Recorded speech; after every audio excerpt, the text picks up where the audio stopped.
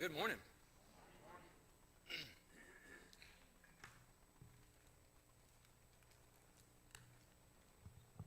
Got a few popular idioms that I want you to finish for me, okay?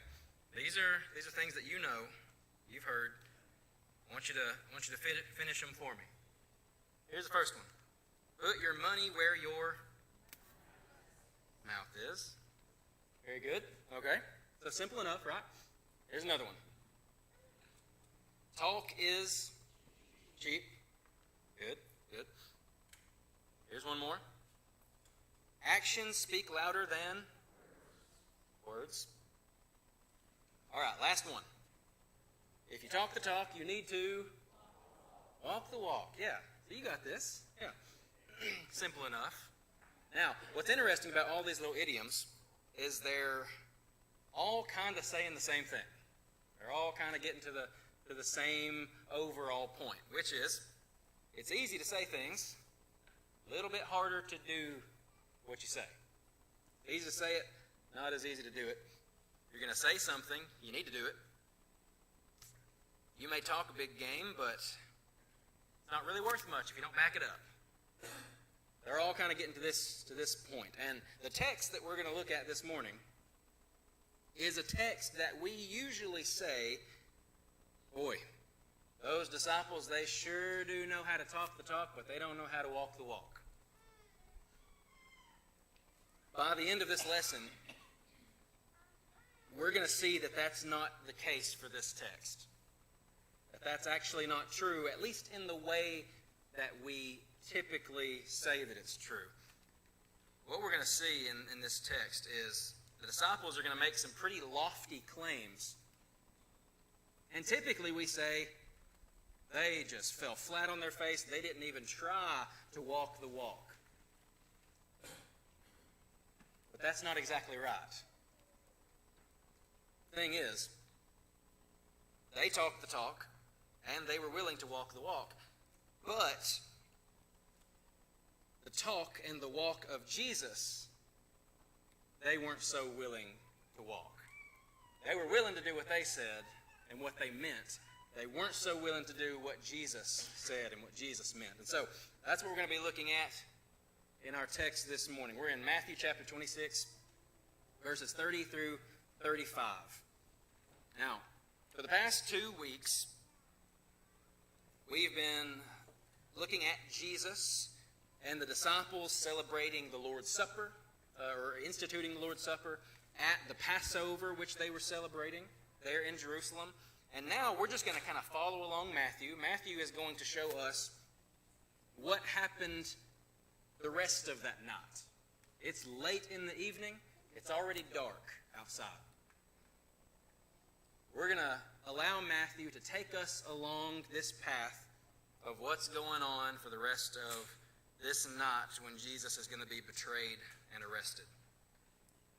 At the Passover meal, Jesus revealed that one of them is going to betray him. And now that the meal is over, he's got some bad news for the rest of them. One of you is going to betray me, but all of you are going to forsake me. One is going to betray me, but all of you are going to forsake me. And Peter is going to deny even knowing Jesus at all. Let's go ahead and jump in the first verse. Verse 30.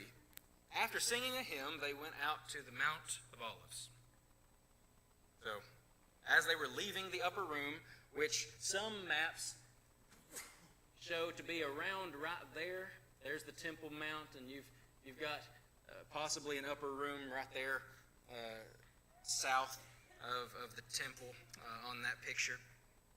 And so they're going to make their way out of the city. They're going to cross that Kidron Valley and make their way to the Mount of Olives. And while they're on this little short journey that they're making, Jesus is going to speak to them about something as they're traveling. Verse 31. Then Jesus said to them, "You will all fall away because of me this night. For it is written, I will strike down the shepherd, and the sheep of the flock shall be scattered. You will all fall away Because of me, this night. So, something having to do with Jesus is going to happen this very night. Again, it's already dark outside at this point. It's already nighttime. Something's going to happen tonight that's going to cause the disciples to fall away, or a transliteration of the word that's used there for fall away, to be scandalized. They're going to be scandalized. They're going to be offended. They're going to stumble. They're going to experience a downfall. To further explain what he means by that, he quotes from the prophet Zechariah. Here's where he pulls the quote from. It's Zechariah 13 and verse 7. "Awake, O sword, against my shepherd, and against the man, my associate, declares the Lord of hosts. Strike the shepherd, that the sheep may be scattered, and I will turn my hand against the little ones." In this prophecy, God says he's going to strike his shepherd and his associate.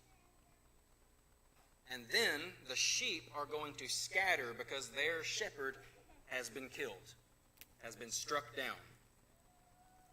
By quoting this prophecy, Jesus is saying that he is God's shepherd. He is God's shepherd, and the disciples are his sheep. That's simple enough. That wouldn't have been surprising. That wouldn't have been hard to understand for the disciples, because they looked at Jesus as the Messiah. He's the King. He is their Lord. They are his disciples. They are his servants. And so it makes sense that, yeah, sure, he's the sheep, or he's the shepherd, and we are the sheep.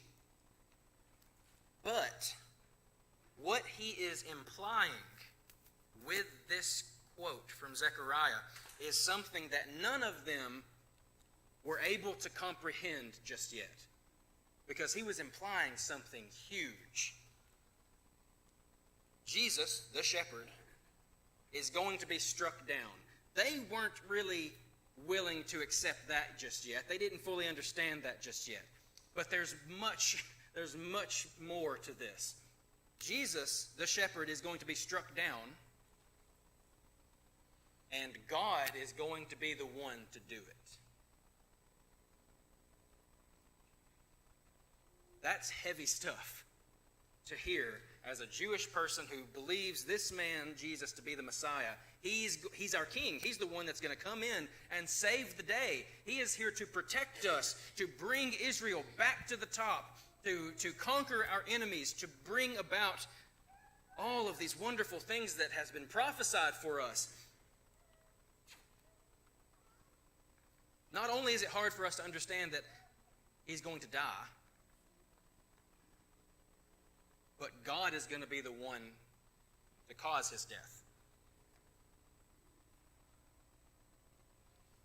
God is going to strike down his shepherd, his associate, Jesus, and the sheep, the disciples, they are going to scatter. They're going to flee. And that's going to happen tonight. That's huge. That's big stuff. This process is going to begin tonight, and we as the disciples, we're going to flee. We're going to scatter. But if you look in Zechariah and you read the rest of the passage, you see that there's a glimmer of hope here. And this glimmer of hope actually connects very well with what Jesus says next to his disciples. Here's the rest of the prophecy in Zechariah. I'm just going to read the red lettering starting in verse 8. "It will come about in all the land, declares the Lord, that 2 parts in it will be cut off and perish, but the third will be left in it. And I will bring the third part through the fire, refine them as silver is refined, and test them as gold is tested.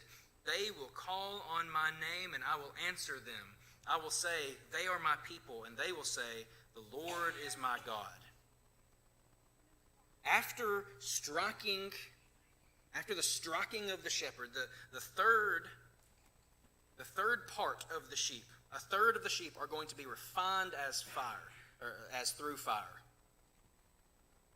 And they are going to be God's faithful people. what we see in this prophecy is that God is going to do something big. He's going to strike his shepherd, his associate. But that isn't the end of things. There's still going to be a remnant. There's still going to be a people who call him God, and he calls his people. And how does that connect with what Jesus is about to say to the disciples? Well, let's look. Let's look in verse 32 of our text. But after I have been raised, I will go ahead of you to Galilee. I, the shepherd, Jesus says, I, the shepherd, am going to be killed. I'm going to be struck by God. And you, the sheep, will scatter and flee. But then I will be raised.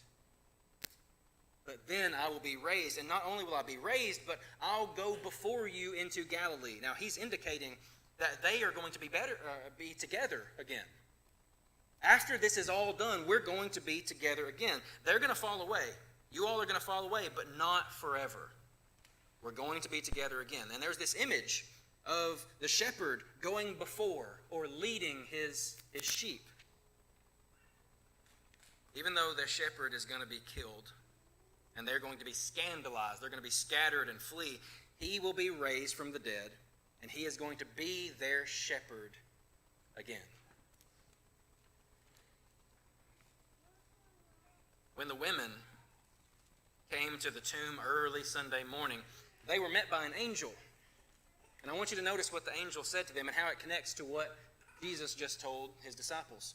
The angel says, "Go quickly and tell his disciples that he has risen from the dead. And behold, he is going ahead of you into Galilee. There you will see him. Behold, I have told you."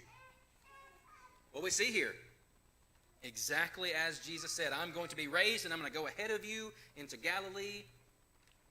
Exactly what takes place. Look at the rest of the passage. Look at verse 33. But Peter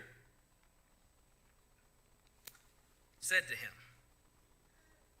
"Even though all may fall away because of you, I will never fall away." Typical Peter, right? Typical Peter. He doesn't pay attention to the good part. We see this more than once in the gospel accounts where Jesus tells some bad news, then he tells some really great news, and they only hear the bad news. What do you mean that we're going to fall away? What are you talking about? What do you mean that we're going to scatter and flee? One thing we know about Peter is that he is really good at talking the talk.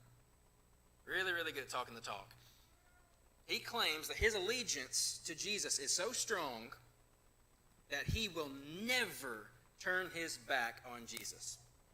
Never turn his back on Jesus. Even if all of the others turn their backs on you, I never will.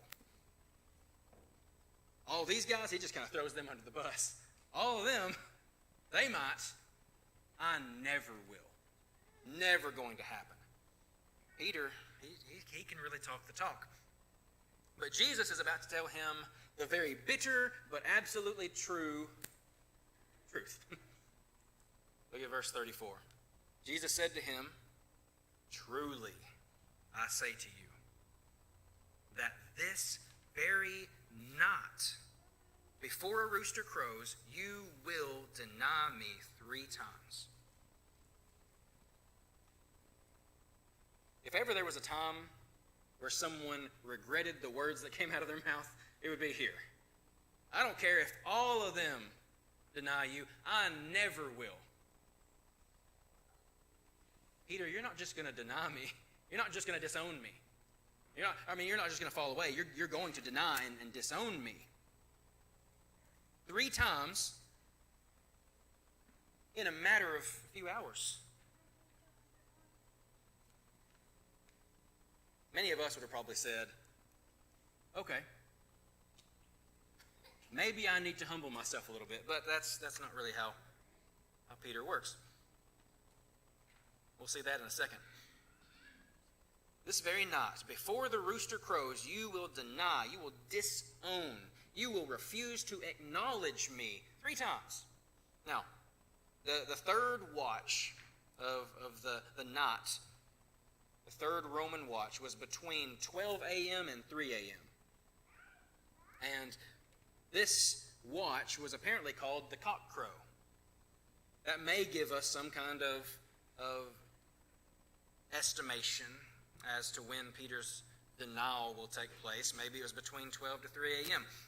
But regardless of the exact time, the point that Jesus is making here is before this night is over, you will disown me. You're not just going to run away. You're going to disown me. You claim that you will never do such a thing. You will never disown me, but you're going to break that promise before the sun comes up. That's pretty major. Keep on reading. Verse 35, our last verse. Peter said to him, even if I have to die with you, I will not deny you. All the disciples said the same thing too. Mark's account tells us just a little bit more detail in that Peter doesn't just say this once. He continues to insist this. Over and over and over he says, not only will I never disown you, I'll die with you. Luke's account says, I'll go to prison with you, or I'll die with you. Here's the thing, Jesus. You're wrong. You're wrong about me. I will die with you before I ever disown you. You're wrong. And not only did Peter hold this conviction, but all the other disciples were saying the same thing. They all believed and they all proclaimed that they would die with Jesus before they would ever disown him. As I said at the beginning, this text is usually presented as, the Peter and those apostles, they talk the talk, but they weren't willing to walk the walk. Because as soon as Judas shows up with a mob to arrest Jesus, they all scatter and flee and run for their lives, just like Jesus said they would. But that's not true. That's not true. That's not what happens. And all you have to do is go down in around the 50-verse range of this same chapter to see that that's not exactly how it happens. That's how we present it a lot of times, but that's not how it happened. Sure, they all scatter and they flee just like Jesus said, but not at first. That's not their first instinct. When Judas shows up with the mob to arrest Jesus, Peter and the apostles, they don't immediately run away. In fact, we see that they are ready to fight. They're ready for a battle. Peter pulls out his sword and he tries to take the head off of one of those men. Only manages to get the ear. I would imagine he wasn't going for the ear. When they said that they were willing to die with Jesus, I think they meant it. I think they believed to an extent what Jesus was saying, that bad things are going to happen tonight and you're going to run away from me. And they said, nope, we're ready to battle. We're ready to fight.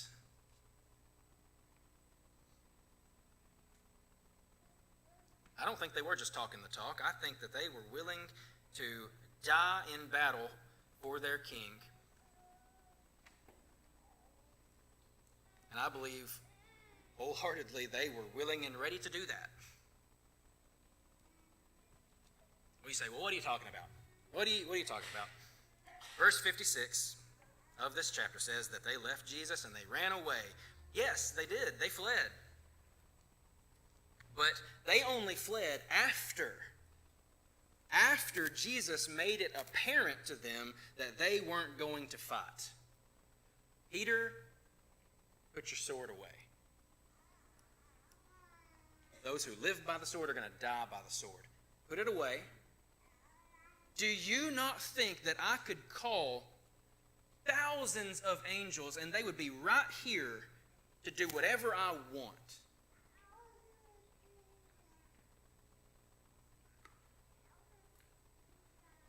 They were ready for a fight.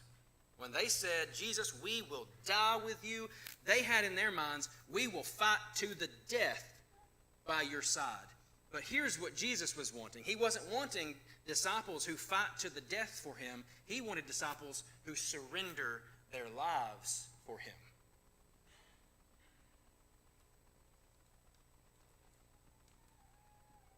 I believe the apostles were ready to fight to the death, but they weren't ready to surrender to death. They were ready and willing to fight for Jesus, but they weren't ready to surrender with him. What the Jews wanted in a Messiah, and what so many Christians, unfortunately, want in a king today, is a powerful warrior who triumphs over all who oppose him. But Christianity isn't about power. Christianity isn't about might. It isn't about triumph. It's about humility. It's about meekness. It's about surrender. Don't get me wrong. When Jesus returns, you better believe he is going to return with power, with might, and with triumph. And all those who oppose him are going to suffer for it. But in the meantime, until then, his people are to be humble. We are to be meek. We are to be submissive. We aren't called to take the lives of others. We are called to give our own. We aren't called to fight our enemies. We're called to love our enemies, to serve our enemies, to pray for our enemies.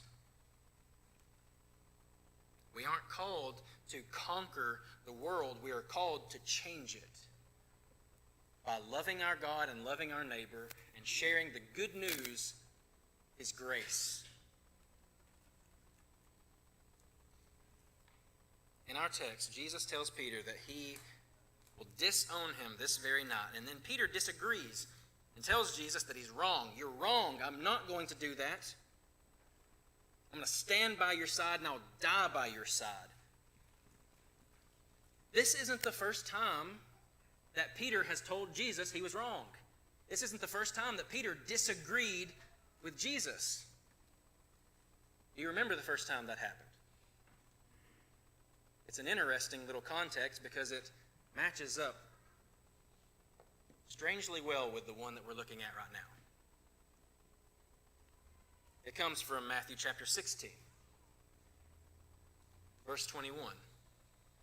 From that time, Jesus began to show his disciples that he must go to Jerusalem and suffer many things from the elders and the chief priests and scribes and be killed and be raised up on the third day.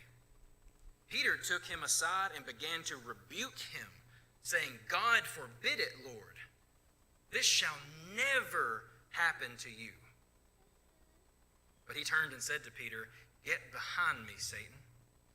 You are a stumbling block to me, for you are not setting your mind on God's interests, but man's.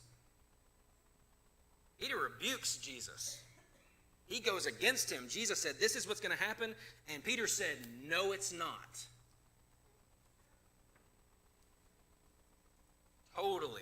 Totally was against it. And this led Jesus to then rebuke Peter for going against God's will. But did you know what Jesus' very next words were to his disciples? Look at the next verse.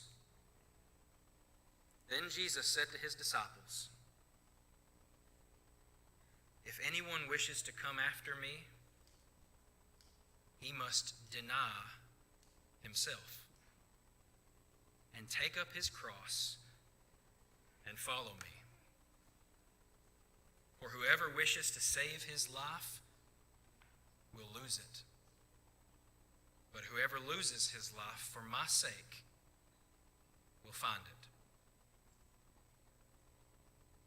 Jesus tells his disciples that they must be ready and willing to surrender their lives.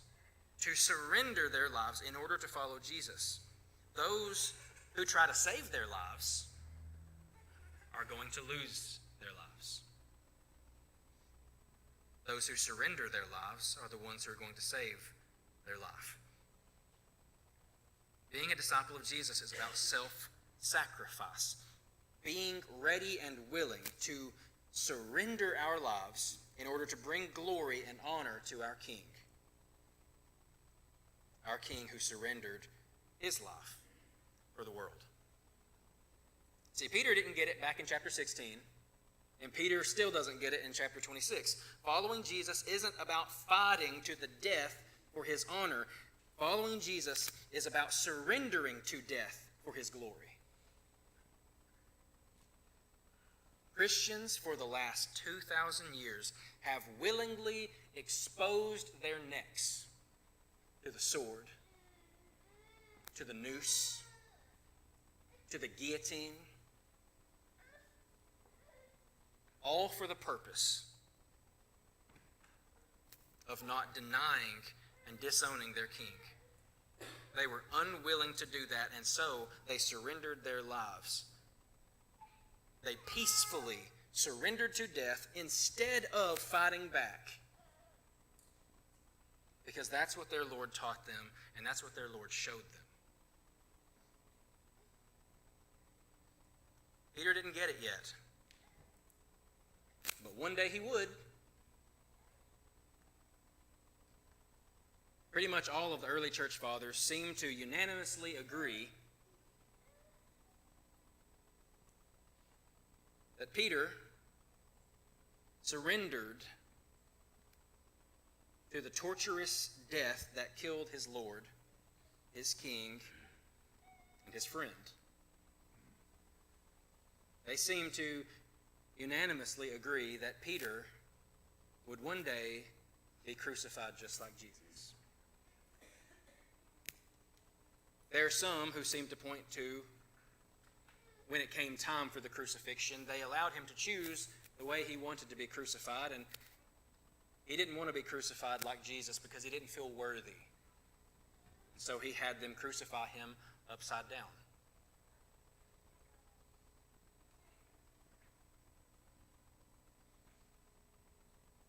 Peter went from denying Jesus and seeking to save his life to denying himself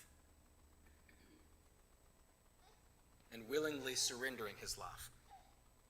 Peter literally took up his cross and followed Jesus. The point that needs to be made from this is that an eye for an eye and a tooth for a tooth, that's a temptation for most of us.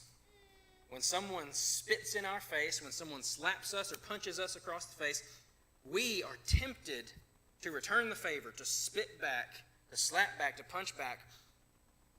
But our Lord and our King has told us to accept the wrongdoing and to leave the retaliation to God. That's exactly what we read in Romans chapter 12 before I got up here. Here's the thing. Many of us would be right beside Peter, drawing our sword against those who hate the Lord. But how many of us would be right beside Jesus, offering our wrists to the chains, offering our cheeks to the spitting and the slapping, offering our backs to the whips, offering our ego to the humiliation and the mocking, offering our hands and our feet to the nails. This is the discipleship that Jesus calls us to take up our cross and follow him, to surrender ourselves to the evils of the world and go all the way to death for his honor and for his glory.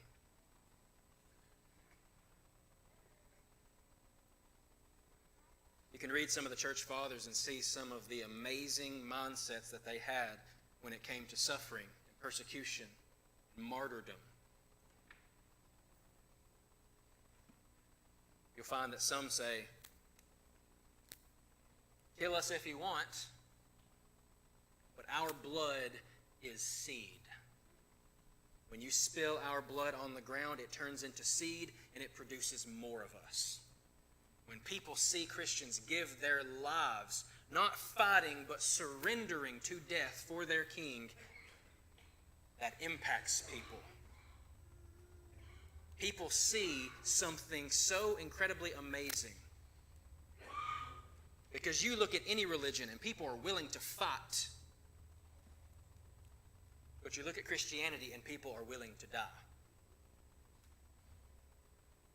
In order for our King and our Lord to be glorified. In order for His love and His grace and His meekness to be shown.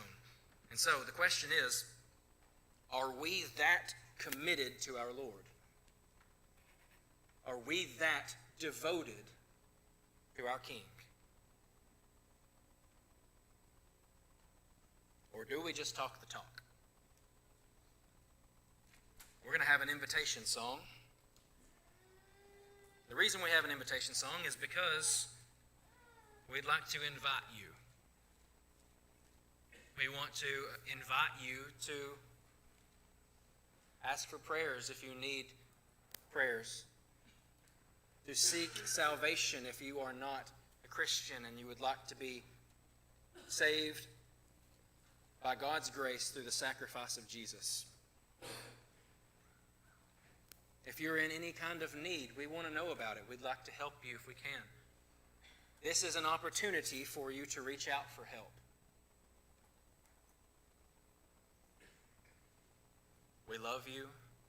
We care for you. We want what's best for you. And so if you have any needs at all this morning, you can see the elders in the back of the room, or you can come forward as we stand and sing.